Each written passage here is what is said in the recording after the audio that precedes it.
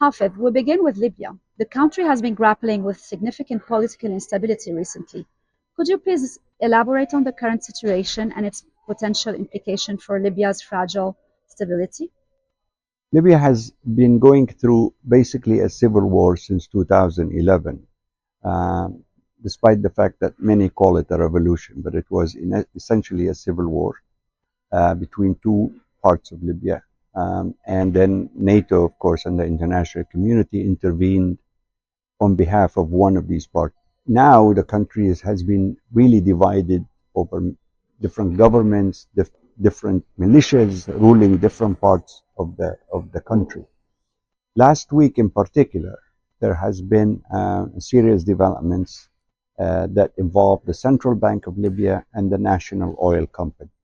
The Central Bank of Libya was attacked and overtaken by force on the basis of an order from what's called the Presidential Council, which essentially doesn't have the authority to change the leadership of the central bank, which is against all international agreements on Libya.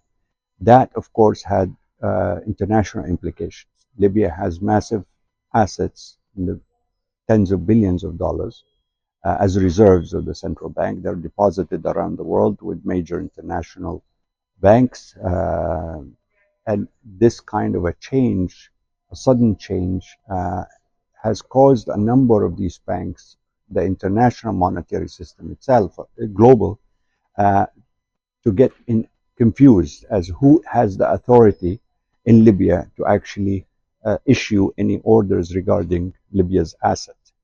That problem is still ongoing now, despite calls from the United States, from England and EU, UN, to try to resolve this as soon as possible. But the next few days are going to determine that.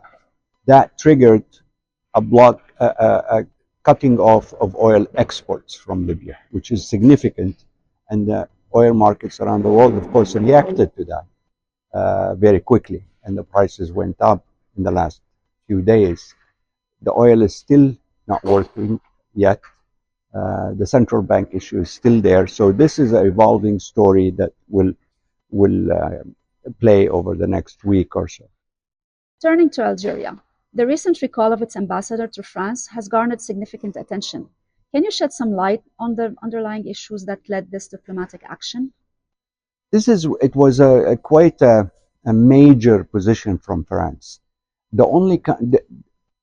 Just to give you some quick background, there is a territory called the Western Sahara, which is in the south of Morocco and adjacent to Algeria.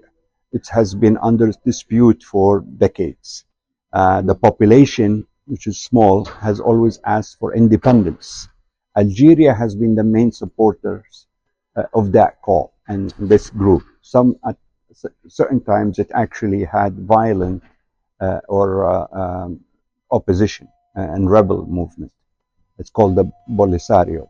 Still there, but calmed down a little bit. The UN and also the United States for a long time have called for a negotiated settlement to this dispute because Morocco sees the Sahara as it's a part and parcel of its territory, of its national borders. The UN has appointed a number of envoys, the United States and so on. Then during the Trump administration, in a negotiated settlement between Morocco and Israel, Morocco demanded that the United States recognize its sovereignty over the Western Sahara. That made the United States the first country ever to actually do that, to recognize Morocco's influence or territorial integrity. That triggered a lot of difficult positions. Algeria has always been, and Morocco, they had this as a very important central issue between them.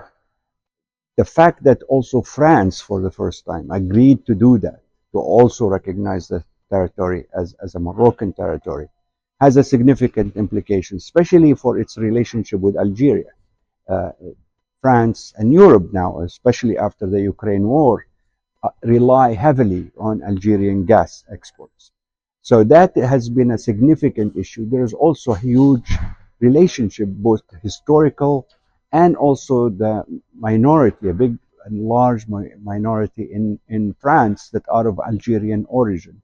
So the relationship between France and Algeria is very complicated. This French decision is going to create, and you know, it's still going to play out, but I don't see it as just being resolved very soon.